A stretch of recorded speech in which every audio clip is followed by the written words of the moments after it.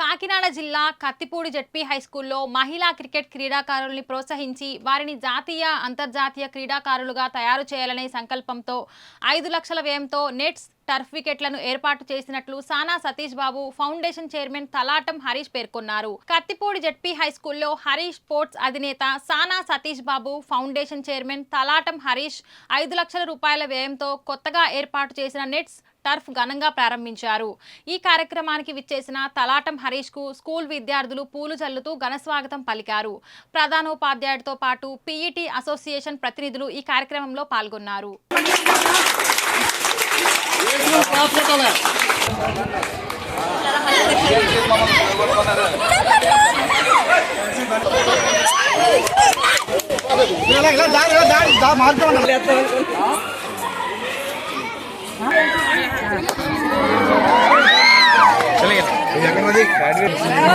ఎంతో అభిమానం. ఆయన కూడా చాలా చాటుపురుగా ఎన్నో సేవలు కానీ పిల్లలకి ఎన్నో ఆర్థికంగా ఎన్నో సర్వీస్ చేసి ఉన్నారు.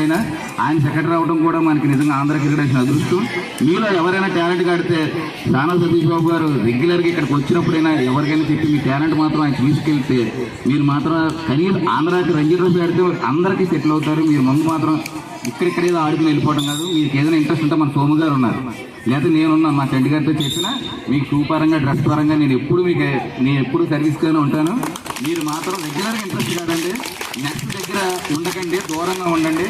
ఆ నెక్స్ట్ లైఫ్లో అటు దెబ్బలు తగలకుండా హెల్మెట్ కానీ అన్ని కేర్గా పెట్టుకుని ఆడండి. లేడీస్ కూడా జాగ్రత్తగా హెల్మెట్ కానీ ప్యాడ్స్ కానీ టై గార్డ్ కానీ చెస్ట్ గార్డ్ కానీ పెట్టుకోండి.